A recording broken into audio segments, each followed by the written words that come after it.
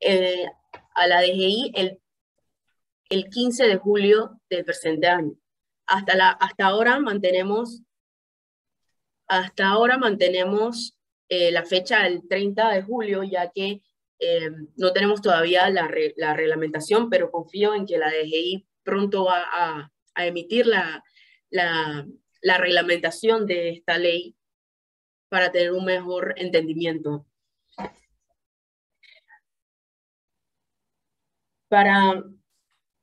También esta ley incluye la obligación a los agentes residentes de mantener la información sobre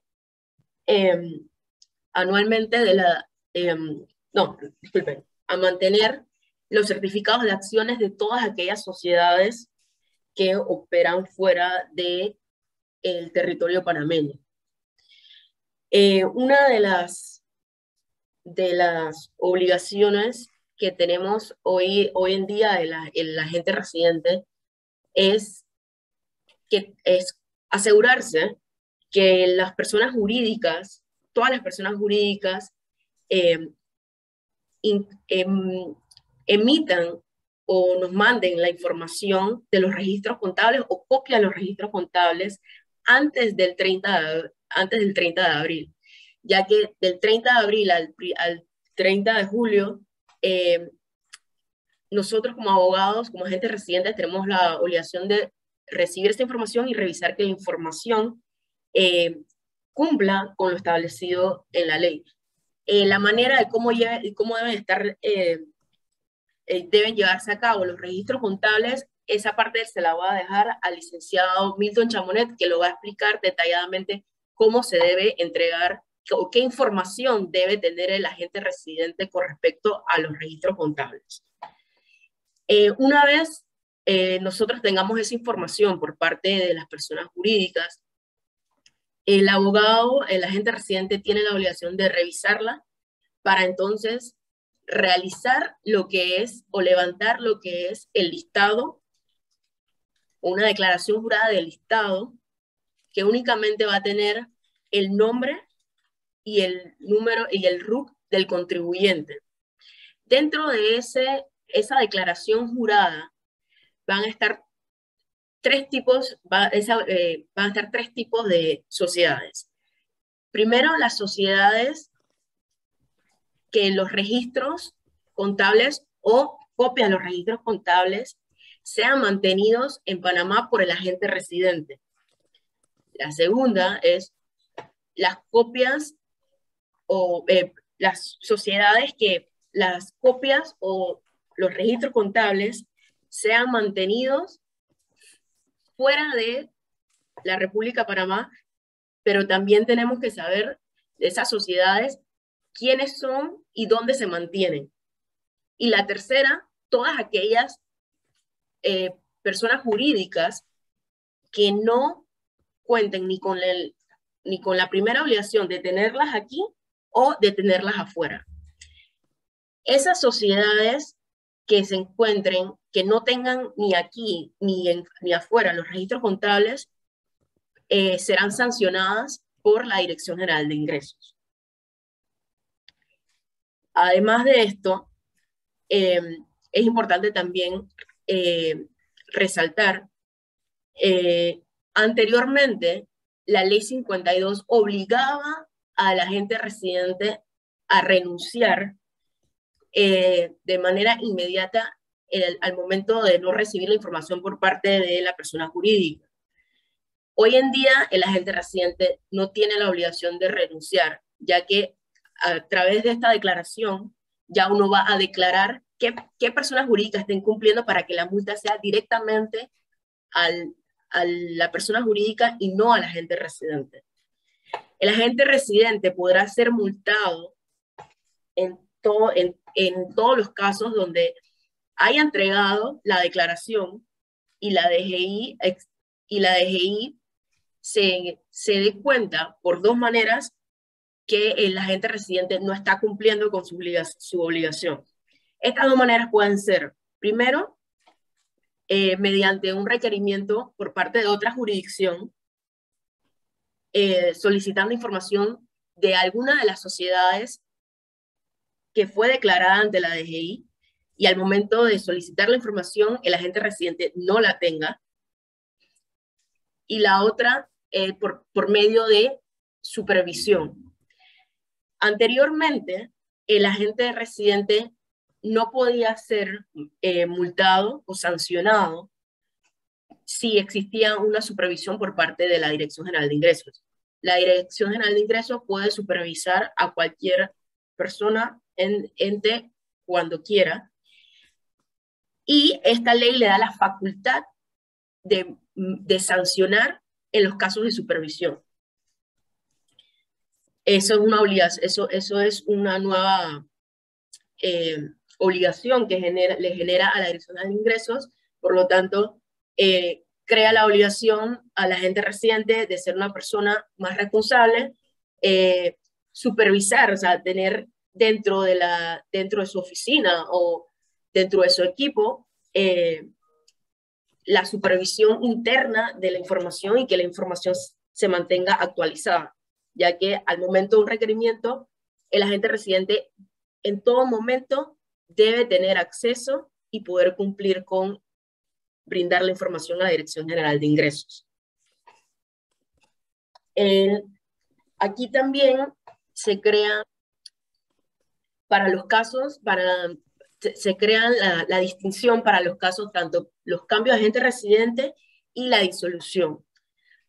Al momento que exista un cambio de agente residente, la obligación va a caer en el nuevo agente residente. El nuevo agente residente será la persona que estará obligada a asegurarse de mantener la información de registros contables de la persona jurídica a la que va a ser nuevo agente residente.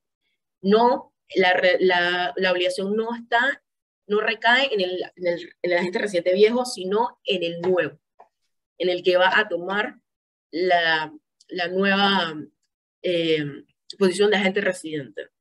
Eso es súper importante tenerlo en cuenta porque también me lo han preguntado varias veces. En caso de las disoluciones, el agente residente deberá mantener deberá mantener en las oficinas la información de los últimos 5 años desde que se disolvió la sociedad, de la información de registros contables, ya sea la original o las copias de registros contables.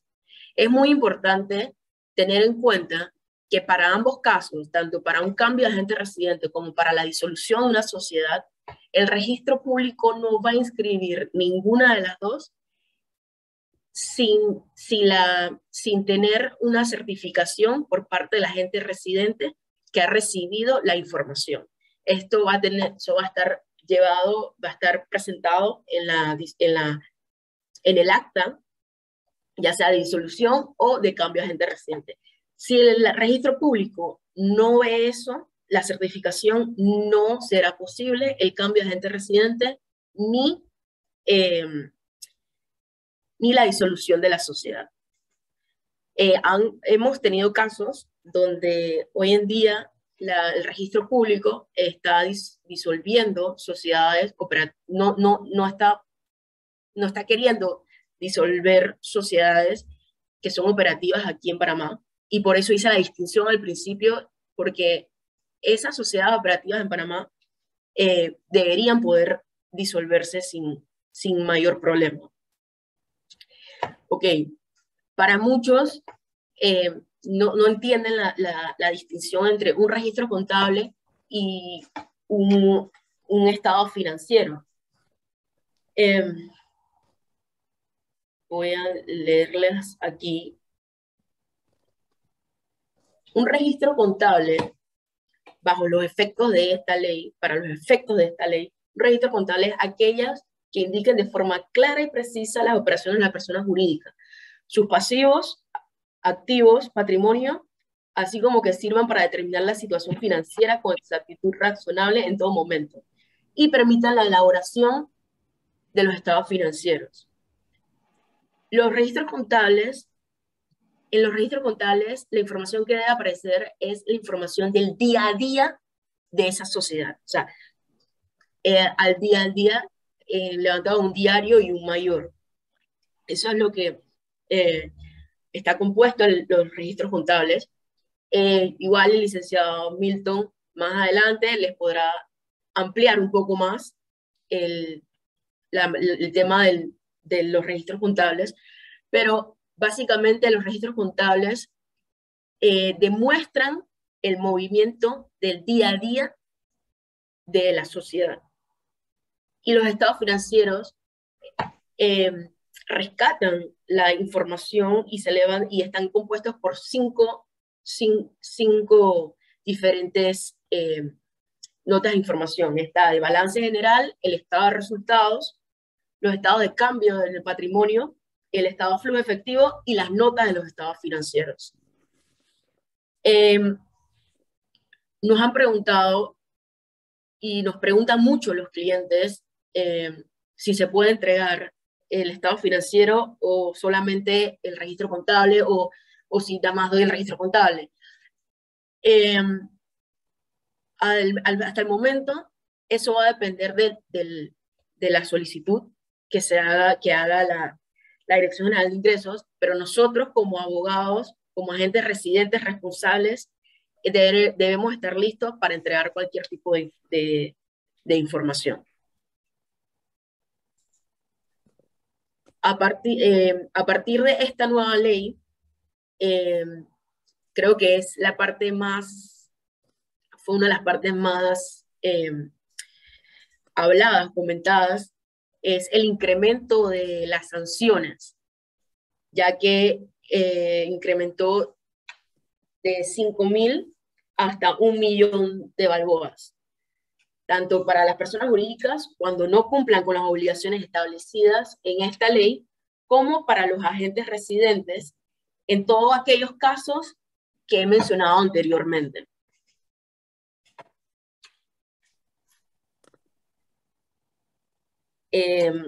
Con eso termino la parte de mi presentación.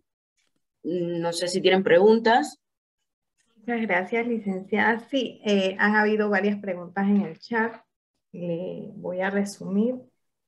Primeramente, ¿cómo resolvemos el tema con registro público en cuanto a disoluciones de sociedades que son 100% operativas en Panamá? ¿Habría que incluir una declaración en la escritura indicando esto para que la trabajen?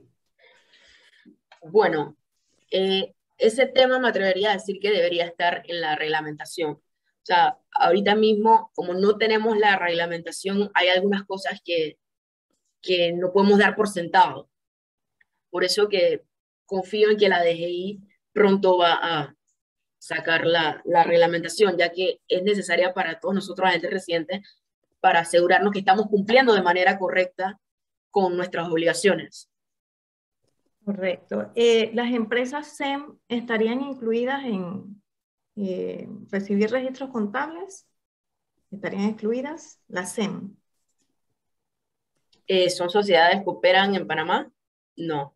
¿Son sociedades que operan afuera? Sí. Aunque no salga la reglamentación, las fechas fatales para las declaraciones que debe hacer el agente residente, ¿se mantendrían? Eso depende de la DGI, eso no depende de nosotros agentes residentes. Eso vamos a tener que esperar la reglamentación. A ver, Todos los agentes estamos esperando esa información. la reglamentación, Totalmente valiosa y es válida la pregunta, pero no depende de mí, o sea, eso depende de la Dirección General de Ingresos. Ya yo no trabajo ahí. Otra pregunta que hicieron en el chat. Si la sociedad lleva su propia contabilidad, igualmente la debe enviar al agente residente. Esa información creo que la puede responder el licenciado Chamonet. A ver, otra pregunta. ¿Qué pasa si te contactan para disolver una sociedad y no eres agente residente? Igualmente la escritura debe llevar la certificación del agente residente que mantiene los registros contables, ¿no? Sí.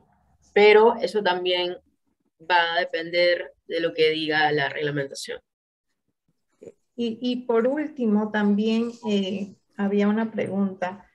Si va a haber un cambio de agente residente, ¿qué periodos de registros contables debe recibir el nuevo agente residente? ¿Sería el del año fiscal anterior o serían los últimos 5 años de registros contables? Los últimos 5 años. Creo que eso han sido las preguntas que estaban en el chat, así que damos entonces por concluida esta etapa y vamos a iniciar entonces con la presentación del licenciado Chambonet. Gracias. Gracias, licenciada Victoria. Le presento al magíster Milton Chambonet, quien es CPA, AIC y EFA. El licenciado Chambonet es nacido en la ciudad de Panamá y egresado de la Universidad de Panamá, Facultad de Administración de Empresas y Contabilidad, con los títulos de licenciado en Contabilidad y Contador. Tiene estudios de diplomado en Normas Internacionales de Información Financiera, NIF, posee posgrados en Contabilidad Gerencial y especialista en Tributación, así como maestrías en Contabilidad y Control Gerencial y maestría en Tributación. También posee certificaciones internacionales, nacionales y grados de auditor interno certificado AIC, contador público autorizado CPA y examinador de fraude autorizado EFA. Ha participado en diferentes seminarios a nivel nacional e internacional como expositor y oyente. Ha escrito artículos para revistas y periódicos a nivel nacional e internacional. Ha participado en diferentes mesas redondas de congresos, convenciones, foros y conferencias en universidades, instituciones gubernamentales, organizaciones ONG y cooperativas como expositor y oyente a nivel nacional e internacional. Durante 10 años se desempeñó como auditor en firmas locales e internacionales de auditoría externa. Es miembro del Colegio de Contadores Públicos Autorizados de Panamá, de la Unión Nacional de Pequeña y Mediana Empresa, de la cual fungió como presidente de la Junta Directiva, del Instituto de Auditores Internos de Panamá, del cual fue su presidente, de la Asociación Interamericana de Contabilidad como socio adherente, del Instituto de Gobierno Corporativo de Panamá, del cual fue su tesorero, representante del sector empresarial ante la Comisión de Clasificación de Empresas de la Caja del Seguro Social. Con ustedes, el licenciado Milton Chambonet. Muy buenos días a todos. Ante todo, el agradecimiento a las asociaciones que han organizado este evento. Yo tengo una presentación para compartir, si me permiten. La busco aquí. Espérenme un segundo.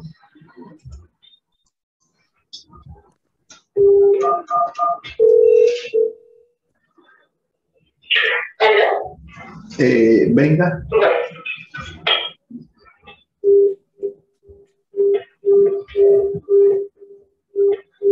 Voy a volver a... ¿Cómo comparto la...?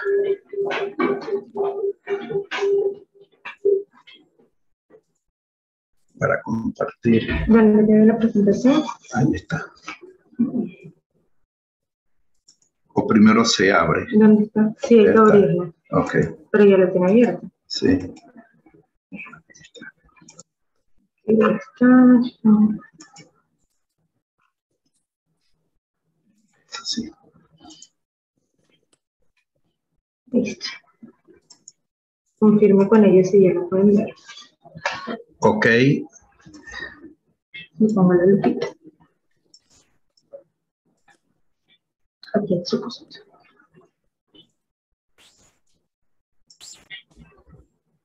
Ahí. ¿Se aprecia la presentación? Perfectamente. Bueno, yo empiezo diciendo que desde una óptica totalmente contable, ustedes tienen un gran reto por delante. Esta cadena, esta mezcla de cumplimiento legal, contable, regulador, cliente, con esta ley no va a ser una tarea sencilla, ¿sí? Y ahora voy a explicar el por qué. Nosotros vamos a repasar, o está incluido dentro de la presentación, algo sobre la ley 23, que es la ley que adopta medidas para el blanqueo de capitales, su reglamentación, la ley 51 que establece el marco regulatorio de intercambio de información, la ley 52, que es la que motiva esta presentación de registros contables, el decreto ejecutivo 258 que reglamenta, discúlpenme, la ley 52, y ahora la ley 254 del 2021. Aquí hago mi primer énfasis y mi primera crítica. Ninguna de estas leyes exige que se pidan estados financieros, ¿sí? Todas hablan principalmente de registro contable y otros aspectos contables, pero no se pide estados financieros como tal. También vamos a ver la ley 280 recientemente aprobada, que regula la ley del contador público, y el Código de Comercio, que es muy claro en el tema de los registros contables y la emisión de estados financieros.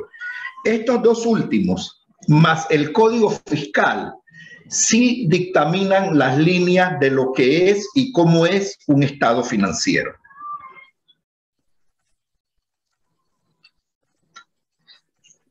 Vámonos a las definiciones. Técnicamente, un registro contable es la anotación sistemática de las transacciones y operaciones de un ente económico. Sí, reitero que no es lo que dice la definición que estoy presentando. Es la anotación sistemática de las operaciones y las transacciones de un ente financiero con un carácter contable. Esto es registro contable, valga la redundancia, con un carácter contable. ¿Qué implica un carácter contable? Lo que para los que no son contadores, lo dicen con mucha frecuencia, el débito y el crédito del que nadie quiere saber, excepto los contadores, ¿sí? Usted escucha con mucha frecuencia, no, yo de contabilidad, eso de débito y crédito, nada que ver conmigo. Pero además de ser estrictamente contable en débito y crédito, también identifica el haber y el deber, el activo, el pasivo, los resultados, ingresos, gastos, costos y toda una mezcla dinámica de cuentas que se entrelazan entre ellas y que se hace un registro contable para al final llegar a dos objetivos, o una declaración de renta o un estado financiero. Eso es lo que es técnicamente un registro contable. Al final nada, ¿sí? Al final nada, porque el registro contable, sin otra serie de eventos relacionados con la contabilidad, no es nada. Todo es una serie de eventos. ¿Qué es un registro contable para la ley 254? Básicamente lo define como si fuera un estado financiero. Lo que la ley 254 define como registro contable no es un registro contable técnicamente. Lo que la ley 254 define como registro contable es un estado financiero. Y por ahí se deja ver como una auditoría financiera, es decir, la auditoría de esos estados financieros. Eso es lo que dice la ley 254, que se aleja muchísimo, pero mucho de la técnica, porque la técnica contable, el registro contable, no es lo que dice la 254, ni lo que decía en su momento la 52. Ya les decía, esto es un registro contable, un asiento contable, una anotación contable, un apunte contable, ¿sí? En donde tenemos débito, crédito, de deber y de haber donde prevalece el concepto de partida doble, ¿sí? Que toda derecha tiene una izquierda y toda izquierda tiene una derecha, y al final eso debe de cuadrar entre... El saldo final debe de ser igual para que cuadre. El famoso cuento de los contadores cuadrados, porque todo tenemos que cuadrarlo. Nuevamente, esto de por sí solo no dice nada, ¿sí? Si la ley 254 nos pide registros contables, esto es lo que tenemos que presentarle. Entonces, por eso digo, unir cumplimiento con legal, con regulación, con contable, va a ser muy complicado interpretando la ley y ustedes haciendo que esa ley se cumpla, ¿no? Dentro de lo que la ley dice. Este es otro ejemplo de registro contable. Es la anotación, es el apunte de manera sistemática de transacciones como saldo y operaciones como resultados. Ahora, técnicamente, ¿qué es un estado financiero? Un estado financiero, lo voy a decir con palabras diferentes a lo que está ahí escrito. Un estado financiero no es más que la representación gráfica de la situación económica y financiera de un ente económico, de una empresa, de una entidad estatal, de una ONG, de una persona natural, de un emprendedor. Eso es un estado financiero, en donde el usuario de ese estado financiero se da cuenta de la situación financiera y económica de ese ente para la toma de decisiones, ¿sí? Los bancos, por ejemplo, ¿no? Ellos te piden el estado financiero para ver si tu empresa gana o pierde, si le presta, si no le presta, si está endeudada, si no está endeudada, etcétera. Eso es lo que es un estado financiero. ¿Qué define la ley 254 como estado financiero? Los componentes del estado financiero, ¿sí? Porque nuevamente la definición de estado financiero, la ley 254 la recoge en registro contable, no la recoge en estado financiero. En estado financiero ponen los componentes que la licenciada ya nos anticipó, esos componentes: balance de situación, estado de resultado, cambio en el patrimonio, flujo de efectivo.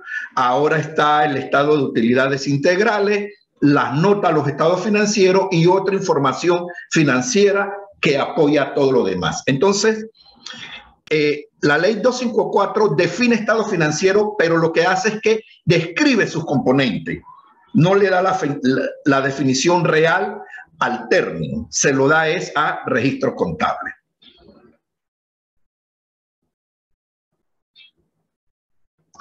Y esto es un estado financiero, ¿sí? O por lo menos la carátula y el contenido de un estado financiero. Me he atrevido a presentar el del Banco General porque esto es público, ya esto está circulando. Usted se mete a la web del Banco General y usted encuentra los estados financieros del banco, ¿sí?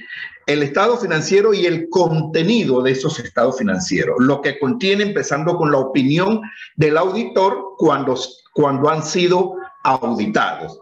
Hago énfasis en auditoría financiera porque existen muchos tipos de auditoría. ¿Cuál es otro componente de este ciclo contable y que también pide la ley 254? El balance de prueba, que es un informe mediante el cual se aprecia el total de los movimientos de cuentas contables. Es decir, todos estos registros contables, en su débito y su crédito, activo, pasivo, me llevan a emitir un balance de prueba. Pero antes de todo esto, tiene que existir un plan de cuentas, porque en contabilidad hablamos de codificación, el codificador de cuentas, porque cada cuenta, cada registro contable tiene una cuenta y cada numerito de esa cuenta, como las tarjetas de crédito, indica algo. 1 si es activo, 2 si es activo corriente, 3 si es activo fijo, 2 si es pasivo, 3 si es capital, 3.500, 4.28 si es una cuenta específica. Entonces hay un plan de cuentas, insisto, como parte del ciclo contable, porque no solo es el registro por sí solo no dice nada, el plan de cuenta por sí solo no dice nada. El balance de prueba es el resultado de todo esto. Y este es un balance de prueba. ¿Ve? Algo muy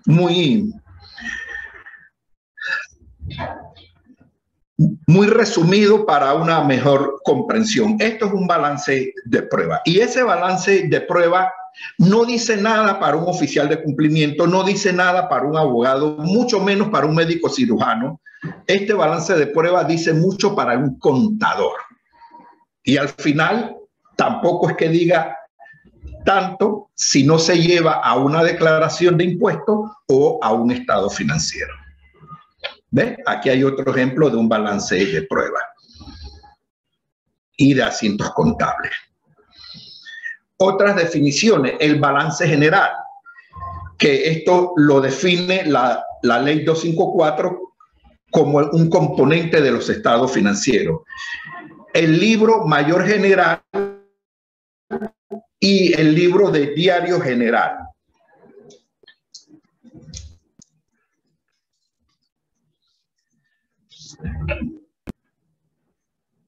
Les decía que todo esto, ¿sí? El plan de cuentas iniciando los asientos contables, antes de todo esto hay una operación primaria.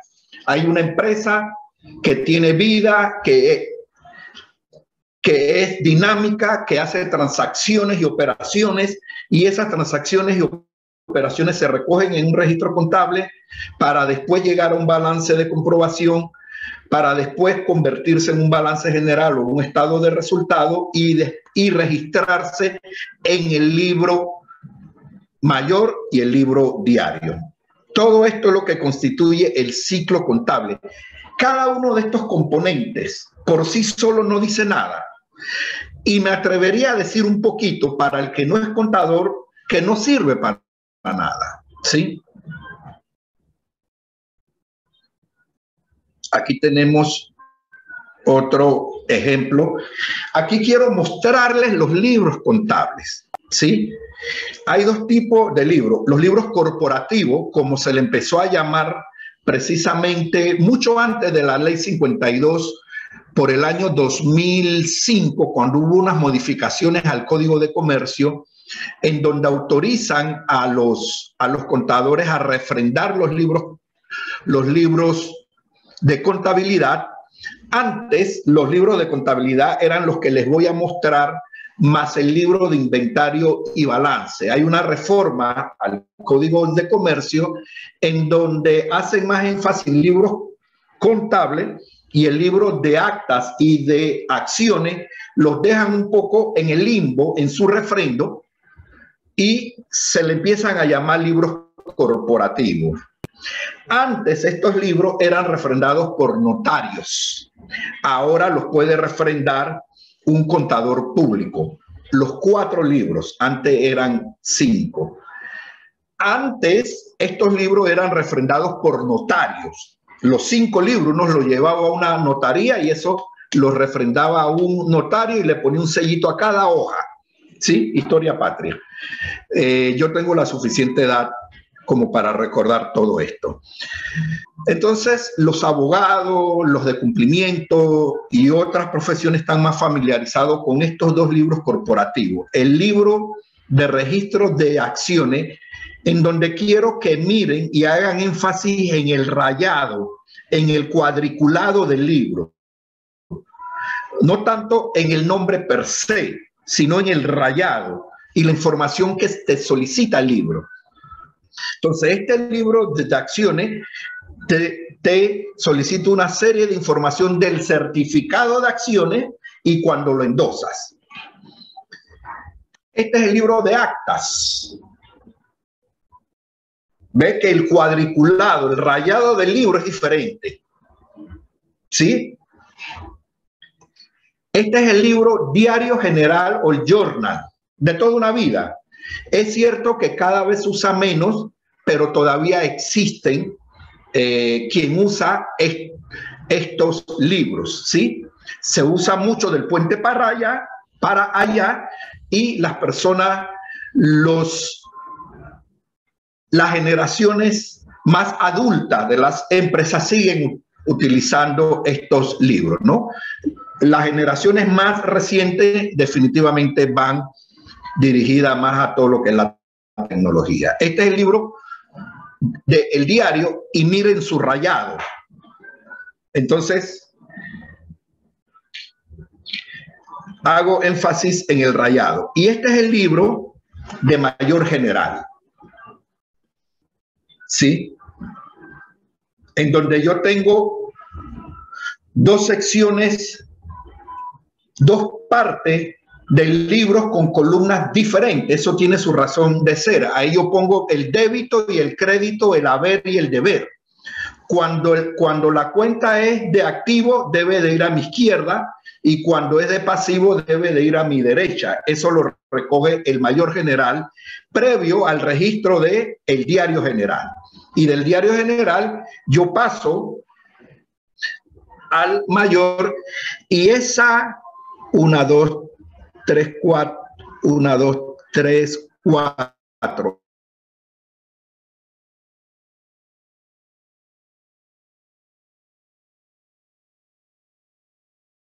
Entre el folio del mayor general, cuando yo estoy buscando, yo me voy directamente al folio de cada libro en donde está el asiento o el registro contable. Ve que todos tienen una columna más donde yo pongo una referencia. Antes estos libros inclusive traían los nombres de cada columna. Ya no, porque, bueno, se entiende que el que lo registra sabe cómo es. Pero nuevamente, estos libros por sí solos no dicen nada. Y esto es lo que nos piden, ¿eh? Ni la ley 52 ni la ley 254 hablan de la forma de los registros contables, ¿sí? Pareciera que así como estamos hablando de los libros que estamos presentando. Pero ya esto ha avanzado mucho. Esto ha avanzado mucho y todo esto hoy día es tecnológico, con programas que ustedes deben de haber escuchado, el Bistreet, el DATISI, el SAP y un montón de programas más. Los argentinos tienen sus programas, los mexicanos, los brasileños, todo el mundo tiene programas de contabilidad. Inclusive esto ha evolucionado a plataformas contables, ¿sí? En donde desde la venta con código de barra, automáticamente eso te hace un registro contable, y ya el contador lo único que hace es supervisar, asegurarse que ese registro está bien hecho, ¿sí? Igual, desde el código de barra, desde la cuenta, cuando hago la factura, ¿no? Entonces, hay una serie de plataformas contables ya que te dan este resultado automáticamente. La reglamentación de la ley 254 habla de registro contable en NIF, normas internacionales de información financiera, algo muy contable, muy de auditoría, muy financiero, pero se le atribuye a los registros contables. Eso no existe, ¿ve? Los registros contables con NIF, eso no existe. NIF es para presentación de estado financiero, pero la reglamentación, el decreto 258, le atribuye el uso de NIF a los registros contables. Y una cosa es la contabilidad, el débito y el crédito y su resultado, y otra cosa es el estado financiero. ¿Ve? No todo el que sepa débito y crédito sabe de un estado financiero. Son dos cosas muy diferentes, que todas se generan de todo este ciclo.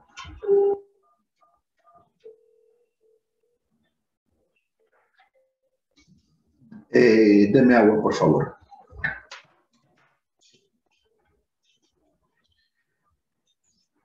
Los registros contables para personas jurídicas tenedoras de activos. La ley 254 pide que en este caso se presente documentación de respaldo, que no es registro contable, es documentación de respaldo, pero habla de documentación de respaldo donde se muestre los activos, los pasivos y los ingresos de ese activo que se tiene en tenencia. Eso es lo que pide para el tema de empresas tenedoras. Y hablamos de que son muchos los activos que tienen las empresas tenedoras de activos, valga la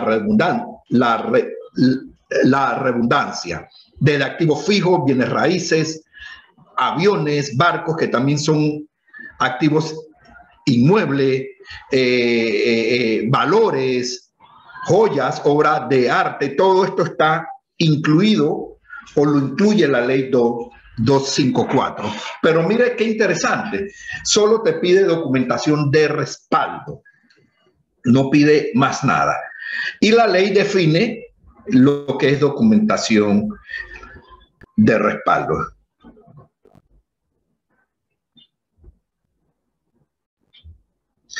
En el Código de Comercio, en el artículo 71, dice que todo comerciante está obligado a llevar contabilidad. Esto siempre ha sido así, que localmente muchas empresas no lo llevan, es simplemente un incumplimiento de la ley. Y esos registros contables, como ya lo mencioné, dice que pueden ser electrónicos, ¿sí? El Código de Comercio también indica que todo comerciante está obligado a preparar y mantener en custodia estados financieros. O sea, el concepto de pedir, ¿sí? El concepto de que el regulador pida no es nuevo. El Código Fiscal también indirectamente pide estado financiero cuando dice que las declaraciones de renta tienen que ser iguales o similares a los estados financieros. Entonces ahí detrás te está pidiendo también un estado financiero. Nuevamente, este es el estado financiero y su contenido del Banco Nacional, información totalmente pública del 2021.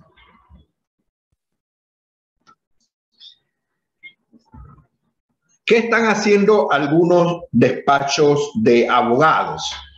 Están haciendo alianzas con despachos de contadores o contadores independientes para que sea el contador el que le ayude a manejar todo este mundo de ese ciclo contable que se ha medio desmenuzado en la ley 254. Mientras por un lado se pide algo, por el otro lado otro componente de ese ciclo contable, pero como lo dije al inicio, no se está pidiendo el resultado final de todo esto, que es o un estado financiero o una declaración de renta.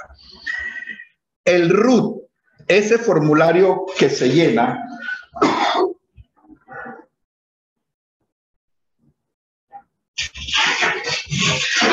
ese formulario que se ha empezado a presentar cuando se constituye una sociedad, tiene un espacio en donde pide la información del contador público, ¿sí? Entonces, en el caso que los abogados nos hayan contactado a nosotros para hacernos cargo de esta parte contable, nosotros le hemos solicitado que actualicen el RUT y nos pongan en esa línea 18 donde dice contador público autorizado. Esto es como una forma que los abogados van a descansar en los contadores, lógicamente sin ceder su responsabilidad de registrar la información, notificarla, etcétera. Aquí quisimos porque en algún momento se discutía si la ley 52 y la ley 254 chocaban con los actos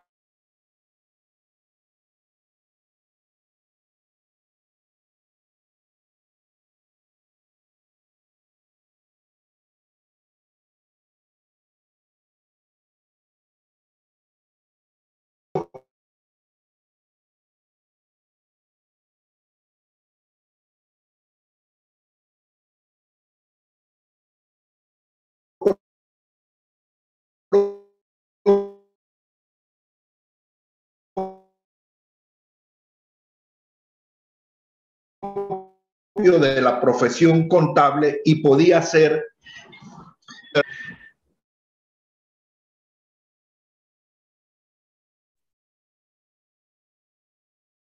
Disculpe, licenciado. Perdimos la señal. Su micrófono está cerrado.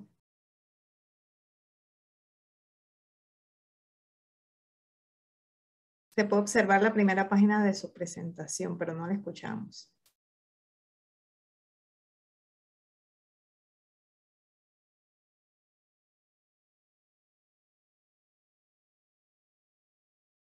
Estamos viendo la página, pero no la escuchamos.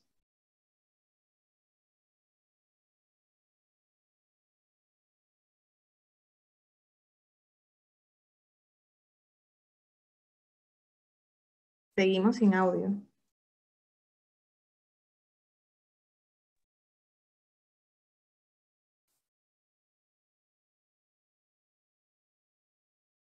Esperemos unos minutos para poder solventar estos problemas técnicos.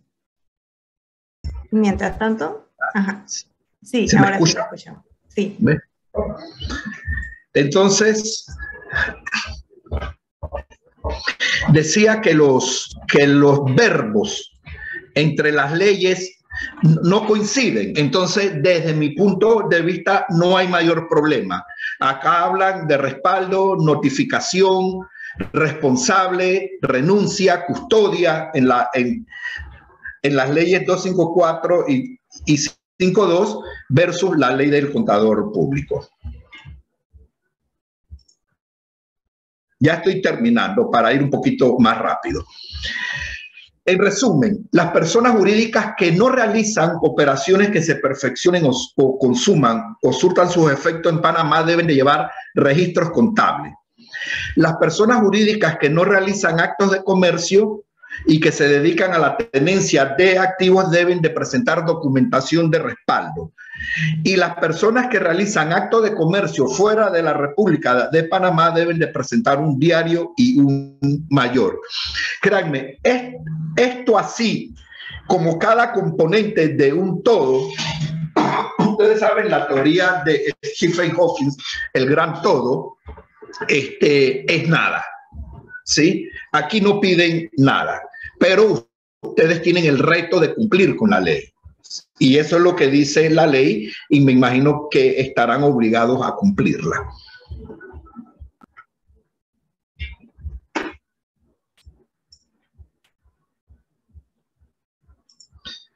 Como yo lo veo, y aquí les pido el permiso para ser yo, para opinar. Desde un inicio, para mí la ley 254 fue hecha para no hacer nada. ¿Ve? Evidentemente la ley 254 no decía nada y no pedía nada. Al final era para no hacer nada.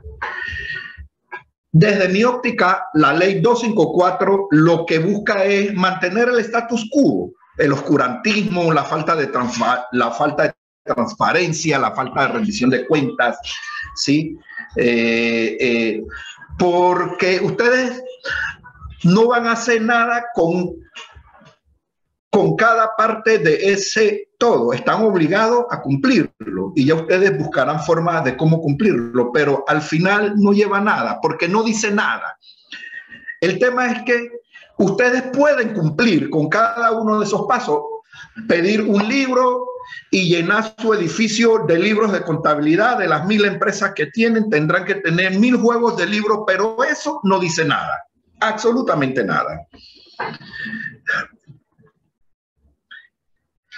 En conclusión, pues, lo que he venido diciendo y lo reitero, desde la técnica y disciplina contable, la ley está muy difícil en su aplicación y ustedes, los abogados, los de cumplimiento y los reguladores, la van a tener un poco difícil por donde lo miren, ¿sí? Hasta por el lado de llenar su computadora de archivos o su edificio de archivos físicos, ¿no? Va a ser un poco complicado homologar todo esto. ¿Cuáles son nuestras recomendaciones? En la próxima ley, o si ustedes pueden interpretar esto como que es tan fácil de solicitar un estado financiero, así de fácil. Yo solicito un estado financiero, ¿sí? Y ahí ya está todo para atrás, está allí. Tal cual como lo determina la teoría de la chicha de limón con raspadura. También tengo la opción, aunque la ley no lo dice, de solicitar una declaración de renta. Al final, una declaración de renta es el producto de todo este ciclo. Y la tercera recomendación es adoptar la figura del agente financiero o residente contable, que sea el que tenga que ver con todos estos temas contables y financieros en las sociedades. No es su auditor, no va a ser su auditor externo, no. Es una persona que con algún carácter de independencia, como lo es el agente residente, que va a asesorar, a verificar todo este proceso de cumplimiento. Bueno, y a su interés, yo con mucho gusto comparto esta presentación. Además, tenemos un cuestionario que hemos desarrollado del tema, nada más que lo hacemos a través de los organismos las asociaciones que han organizado este evento. Muchas gracias y reitero mi agradecimiento a los organizadores del evento porque pudieron haber sido muchos los que estaban en este lugar. Muchas gracias, licenciado Chambonnet. De verdad que ha sido una muy interesante exposición. Tenemos algunas preguntas o comentarios que hemos recibido al chat. Nos preguntan su opinión respecto a las sociedades operativas en Panamá. Entendemos por la ley de que no se les debe pedir nada, pero ¿cuál sería su opinión para estas sociedades que son operativas en Panamá con lo que tenemos hasta ahora? Porque sabemos que la reglamentación está pendiente de ser. Ok, de hecho se le pide. Recuerde que el Código de Comercio, y acabo de presentarlo, exige contabilidad para todo el que realiza actos de comercio en Panamá y exige estado financiero. O sea, sí se exige, ahí está la ley. Que muchos no cumplan es otra cosa, ¿sí? Igual yo le tengo que comentar que en zona libre por ley se tiene que presentar estado financiero. Las empresas tienen que hacer estado financiero. Bueno, pero muchos no los hacen, pero sí. Para operaciones locales, para transacciones locales, el Código de Comercio, que fue creo, con la modificación de la ley 5, por allá por el año 90 y tanto, exige que se lleve ciclos contables, registros contables y se emitan estados financieros, como por el otro lado, el Código Fiscal exige que se presente declaración de renta. Que algunos no los cumplan es otra cosa, pero se exige. Gracias. Otra pregunta dice, ¿cómo sería un registro contable para aquellas personas jurídicas que tienen estructuras complejas? Por ejemplo, acciones en otras sociedades, varios activos, y la utilizan para protección patrimonial.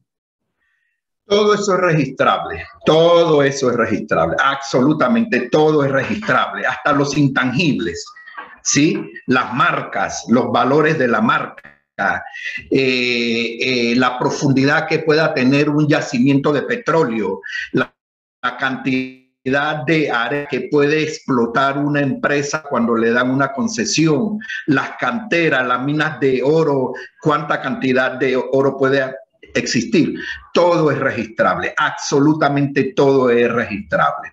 Eso es, bueno, esa es la ciencia contable, ¿sí? Pero todo, absolutamente todo es registrable y permítame, y todo es medible, ¿sí? Si es medible, es registrable contablemente. No hay excepción alguna, no aplica excepción. Otra pregunta, ¿qué pasa con las sociedades que no han tenido actividad por muchos años? Digamos que hasta están suspendidas en registro público y el cliente decide reactivarla para poder disolver. ¿Qué se debe presentar? ¿Una declaración de no operación? ¿Debe ser una declaración jurada? ¿Debe estar apostillada? Bueno, ya estos son preguntas que dependeríamos de la reglamentación. Puedo comentar diciendo que el registro público está pidiendo estado financiero en algunas circunstancias. Así que ya por ahí, si yo quiero disolver una sociedad o hacer algunos cambios determinados, el registro público empieza a pedir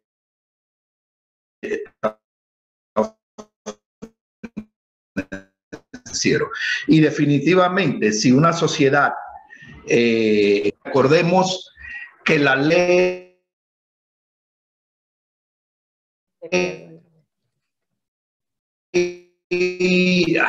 qué lástima que ese número por economía y finanzas por la DGI, una declaración de renta final, cosa que debió de haber sido siempre, porque esa era una gran forma de evadir impuestos. Se iban al registro público, disolvían la sociedad y no pasaba nada en Hacienda, y la sociedad se disolvía debiéndole mucho dinero al fisco. Ya eso se corrigió. Ahora, antes de ir al registro público, yo tengo que llevar el pagisalvo de Hacienda o tener un release de Hacienda que me permita disolverla, entre otras tantas cosas. Gracias. Por último tenemos, dice, ¿qué se podría presentar como registro contable si la sociedad es dueña de un inmueble? Puede ser una certificación de ANATI que indique el valor catastral, o si el inmueble está en el extranjero, sería la misma documentación a presentar. ¿Su opinión? La ley define documentación de respaldo y en el caso específico de las tenedoras de activo habla de documentación que demuestre el valor del activo, documentación que demuestre el valor del pasivo y el valor de los ingresos. Entonces es lo que está en la pregunta, documentación. Y documentación no debe, desde mi punto de vista, ser muy complicado. Que demuestre el valor de activo, un registro de la propiedad en el registro público de Panamá o del país donde esté. Del pasivo, un estado de cuenta bancario o de otra entidad que haya financiado el bien, o simplemente que es un bien que no se adeuda, entonces se le debe 100% al accionista, o es una capitalización. Y el ingreso, si lo tiene, pues hay recibos, facturas, tantas otras cosas que demuestran ese ingreso. O sea que hay documentación de respaldo, y eso es específicamente lo que está pidiendo la ley 254, documentación de respaldo. Ahora, si viene del extranjero y viene para procesos de litigios o cualquier otra cosa, o ustedes mismos como cumplimiento, pueden pedir que venga vía relaciones exteriores, previamente notarizado en su país de origen y apostillado para que llegue a Panamá con algún valor de autenticación, ¿no? Gracias. Acá, bueno, una última pregunta porque el tema es bien... dice, ¿cómo haría un abogado que es contador al mismo tiempo, pero para documentarlo exhibido en las leyes? Si habría algún conflicto de intereses en ser abogado y contador. Es poco probable, creo yo. Yo aquí no veo conflicto de intereses. Ayer en mi despacho discutía con los socios un tema de conflicto de intereses y al final decidimos no tomar el cliente precisamente porque después de mucho escarbar sí sentíamos que había conflicto de intereses. Entonces, aquí yo no veo conflicto de intereses porque eso va a ir a una entidad, estás cumpliendo con una ley. No lo veo con claridad porque no es ante terceros que van a utilizar esto. Sí, Buena pregunta, pero en primera instancia no veo ningún conflicto de intereses. ¿Ve? No lo veo porque al final tú aquí no estás dando una opinión, ¿sí? Tú solamente estás notificando, estás presentando. Entonces, no veo un conflicto de intereses. Bueno, muchísimas gracias, licenciado Chambonet. También le damos las gracias a la licenciada Victoria y le doy la palabra a nuestro presidente, el licenciado Gabriel Quintero, quien dará la despedida del evento. El evento estará disponible en nuestro canal de YouTube en las próximas horas, al igual que los certificados de participación estarán en sus correos electrónicos en la tarde de hoy. Muchas gracias a todos por asistir. Licenciado Gabriel. Buenos días a todos, muchas gracias por haber participado en el día de hoy. Muchas gracias a los expositores, tanto a Victoria como al señor Minton. Y gracias a Giovanna por realizar este evento de forma conjunta, dándonos ese apoyo. Y principalmente al presidente del Comité de Capacitaciones, Candelario Santana, vicepresidente también de la asociación. Es importante, lo mencionaba el día de hoy, producto de toda la complejidad que se nos viene pasando año tras año, producto de esa normativa, de ese lineamiento formal por parte del Estado y de otros marcos internacionales, de los cuales tenemos que ir tratando de actualizarnos y poder aplicar ese control y poder apoyar en todo momento a la operativa de cada entidad o también de las personas independientes. Es importante lo que dijo el licenciado Milton. El tema es registro contable y no hay una opinión directa, una revelación de un estado financiero o alguna opinión por parte de un abogado. Así que concuerdo con el señor Milton al momento de un conflicto de interés. Así que, bueno, agradecemos su tiempo, agradecemos haber confiado tanto en Asocupa como en IFA, en poder brindarle una capacitación para todos los usuarios. Invitamos a que participen del canal de Asocupa en YouTube, donde puedan ver esta capacitación nuevamente. Así que pasen buen día y feliz semana. Saludos.